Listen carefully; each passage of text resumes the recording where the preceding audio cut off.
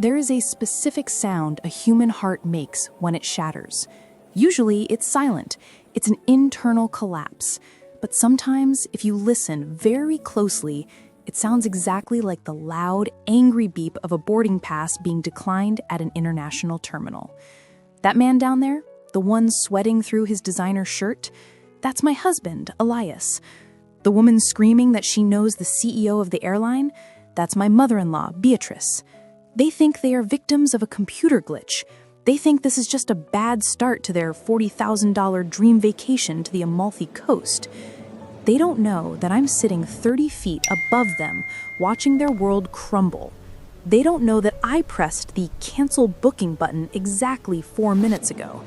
But most importantly, they don't know that canceling this flight didn't just ruin their vacation, it sealed their fate. Because in exactly 5 minutes, airport security is going to open the red suitcase Beatrice is guarding with her life. And what they find inside isn't going to just get them banned from the airline, it's going to put them in prison for a very, very long time. My name is Sarah, and 10 days ago, I was the woman paying for that vacation. Today, I'm the woman sending them to hell. I should have seen the signs. That's what everyone says in hindsight, isn't it? The red flags were there. But when you're in love, red flags just look like confetti. I met Elias 5 years ago. He was charming, handsome, and completely broke. He called himself a visionary entrepreneur, which I eventually learned is code for unemployed with expensive taste. I, on the other hand, was the CEO of a logistics firm I built from the ground up. I had the money, he had the time. It seemed like a fair trade. But Elias didn't come alone. He came with the package deal. Beatrice, his mother, and his younger sister, Lila. Beatrice was a woman who believed she was royalty born in the wrong century. She treated me not like a daughter-in-law, but like a staff member who had accidentally wandered into the family portrait. "Sarah, dear," she would say, sipping the vintage wine I bought, "you really work too much. It's making you look hard. Elias needs a soft woman, a nurturing woman." I paid for her condo. I paid for Lila's college tuition, which she wasted on partying. I paid for Elias's failed startups. I was the golden goose, and they were the foxes, slowly chewing on my legs. The idea for the Italy trip came up 3 months ago. It was supposed to be a family bonding retreat. Elias held my hands, looking deep into my eyes with a sincerity that breaks my heart to remember now. He said, "We need this, Sarah. My mom feels like she doesn't know you. Lila wants to bond. Let's do 2 weeks in Amalfi, a private villa, a yacht, just us, no work. Please." I wanted to believe him. I wanted to believe that if I just wrote one more check, if I just planned one more perfect event, they would finally love me.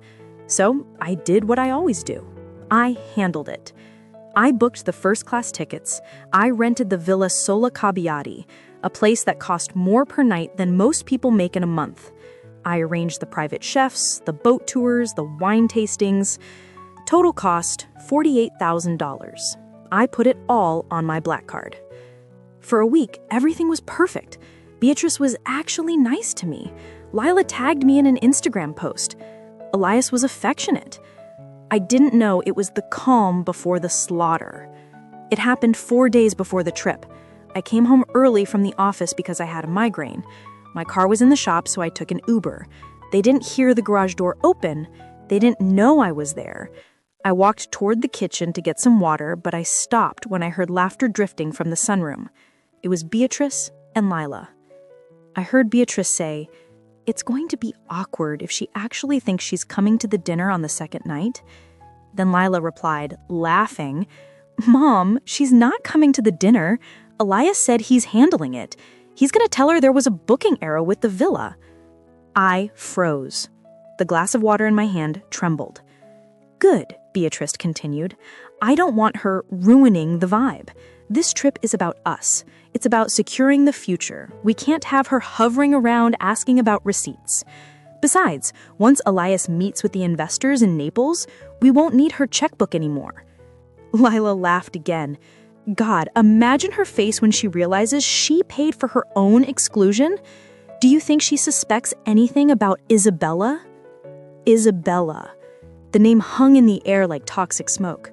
Who was Isabella? She suspects nothing, Beatrice said. She's too busy playing boss lady. Elias has her wrapped around his finger. He'll tell her the airline bumped her seat to the next day, and by the time she arrives, the deal will be done. She'll be the third wheel on her own vacation. My migraine vanished. It was replaced by a cold, sharp clarity. They weren't just ungrateful. They were plotting.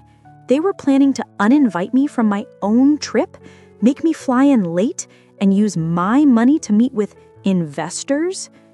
And who was Isabella? I didn't bust through the door. I didn't scream. I'm a CEO. I don't throw tantrums. I execute strategies. I crept back out of the house, took an Uber to a coffee shop, and made a phone call to my head of cybersecurity, Marcus. I told him to mirror my husband's phone and that I needed to know who Isabella was. Marcus worked fast. Within 24 hours, he had everything.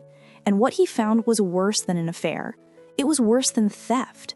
Elias wasn't just a failed entrepreneur, he was a mule. The investors in Naples, they weren't venture capitalists, they were a crime syndicate involved in high-end art fraud and money laundering. Elias had been borrowing money from them for years to fund his image, but he was in deep. He owed them nearly 2 million euros, and they had given him an ultimatum: pay up or disappear. And Isabella? She wasn't a mistress. She was his first wife.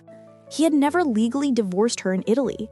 He had abandoned her and their daughter 5 years ago to come to America and find a sugar mama, me.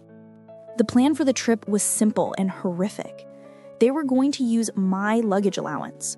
Elias had told me weeks ago that he wanted to bring some family heirlooms, antique statues in silver, to get appraised in Italy.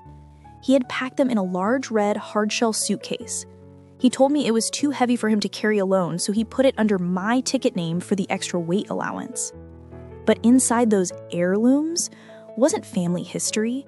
It was raw, uncut synthetic diamonds in encrypted hard drives containing data stolen from my logistics company. He was smuggling contraband using my identity. The plan was to get to the airport, tell me there was a glitch, and leave me behind.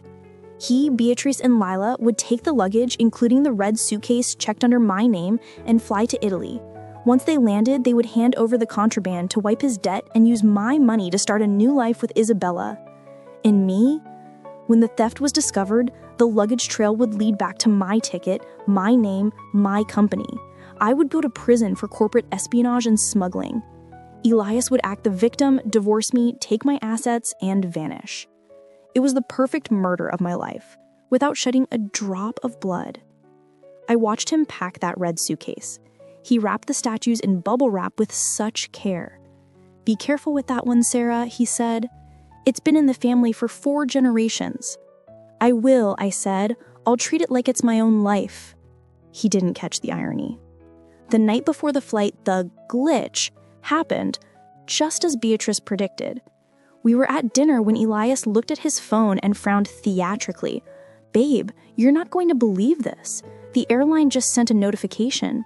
They overbooked business class. They're bumping one of us. It looks like yours." I feigned shock. "Oh no!" Beatrice hid a smirk behind her napkin. "Well, we can't all miss the flight, Elias. We have the driver waiting in Rome. Maybe you 3 go and Sarah meets us there." "That makes sense," I said, my voice steady. "You guys go ahead. Take the luggage. I don't want to drag that heavy red bag on my own tomorrow. Since it's already tagged for the group, just check it with you." Elias's eyes lit up. "Are you sure? That would be a huge help." "Actually," I said, "keep it under my booking reference. It's already in the system. Just drop it at the counter with yours. I'll see you in Amalfi." He kissed me. He thought he had won. He thought I was the stupidest woman alive. He didn't know that while he was showering, I had gone into the airline app. I didn't just look at the booking. I separated our itineraries. I unlinked my ticket from theirs entirely. And then I waited. I arrived at the airport 2 hours before them. I went through security with a carry-on and a smile. I sat in the lounge overlooking the international check-in desks, ordered a glass of champagne, and waited. At 4 p.m., they arrived. They looked like royalty. Beatrice was wearing a fur coat in July. Elias was barking orders. They loaded the bags onto the scale. I watched Elias hand over the passports. I watched the agent type on her keyboard. I watched the agent frown. She typed again. She picked up the phone. This was it, the moment of impact. I took my phone out. I opened the airline app. My finger hovered over the cancel booking button for Elias, Beatrice, and Lila. Because I paid for the tickets, I retained administrative control. I took a sip of champagne, and I pressed confirm. Down below, the chaos began. I could read the agent's lips. "Sir, these tickets have been voided by the purchaser." "That's impossible," Elias screamed. "My wife paid for them. Call her." He pulled out his phone to call me. My phone buzzed on the table. I let it ring. He called again and again. Beatrice began screaming at the manager. "Do you know who we are?" But canceling the flight was just the appetizer. The main course was the red suitcase. See, when I unlinked the tickets, I removed myself from their party. That meant the luggage allowance went with me. But the red suitcase, the one packed with contraband, Elias, in his greed, had re-tagged it to his ticket last night after I agreed to let them take it. He wanted to make sure it stayed with him. But he didn't know about the tip I called in to the TSA and Customs Integrity line 20 minutes ago. I didn't tell them about drugs, I didn't tell them about diamonds.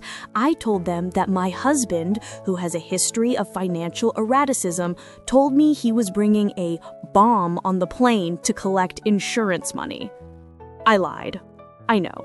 It was extreme, but I needed them to look inside that bag right now. The mood at the check-in desk shifted instantly. 4 armed airport police officers and 2 men in suits approached the group. The crowd parted. Elias saw them coming. The color drained from his face. He knew what was in the bag. He knew that if they opened it, the family heirloom story would fall apart in seconds. He tried to step away from the cart. He pointed at Beatrice as if to say, "It's her bag." Typical Elias, throwing his mother under the bus to save himself. One of the officers pointed to the red suitcase. "Sir, is this your bag? Did you pack this yourself?" Elias froze. If he said yes, he owned the crime. If he said no, he violated airport security protocols, and they would search it anyway. He looked at Beatrice. Beatrice looked at Lila. It belongs to my wife," Elias stammered. "Sarah. She's not here." The agent checked the computer. "Sir, the bag tag is registered to Elias Thorne. That's you." The officers unzipped the red suitcase right there on the inspection table. They moved aside the bubble-wrapped statues. They cut open the lining. I leaned forward against the glass. This is the part I paid $48,000 to see. The officer pulled out a black vacuum-sealed brick, then another, then a hard drive. Elias's knees gave out. He actually collapsed. Beatrice started screaming, "I didn't know! He told me it was silver!" But then something happened that even I didn't expect. The lead officer, the one in the suit, didn't look surprised by the diamonds. He looked at the hard drive. He plugged it into a handheld device. He looked at Elias with pure disgust, then hauled him up and cuffed him. Then he cuffed Beatrice, then Lila. Why Lila? My phone buzzed. It was Marcus. "Sarah, I found something else on the drive, Mira. Lila wasn't just tagging along. She's the one who encrypted the stolen data. She's the hacker. They were all in on it." My jaw dropped. The little sister, the college dropout, she was the brains behind the tech theft. Elias was the mule. Beatrice was the distraction. It was a family business, and their business was ruining me.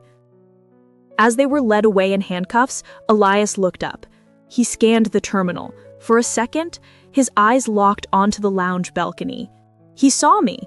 He saw me raising my champagne glass. He screamed something, but the officer shoved him forward. I took a sip. The bubbles tasted like victory. I didn't go to Italy. I went to the police station. with my lawyer. I handed over the recordings. I handed over the financial records showing Elias's embezzlement. Because I canceled the tickets and reported the threat before the flight, I was cleared of all liability.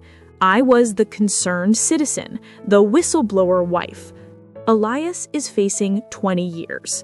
Beatrice is facing 10. Lila, the hacker, is looking at 15. And Isabella, the first wife in Naples, I called her. I told her everything. I told her that her husband was in an American prison. And then I sent her a gift. I transferred the reservation for the Villa Sola Cabbiati into her name. Take your daughter, I told her. Enjoy the vacation he promised you. It's paid for. The house is quiet now. Beatrice's condo has been seized. Elias's car has been repossessed. I'm alone. And for the first time in 5 years, I'm not lonely. They wanted to uninvite me from the vacation. They wanted to erase me from the picture. But they forgot the most important rule of business. Never try to fire the person who signs your paychecks. Because when you do, they might just cancel your whole life.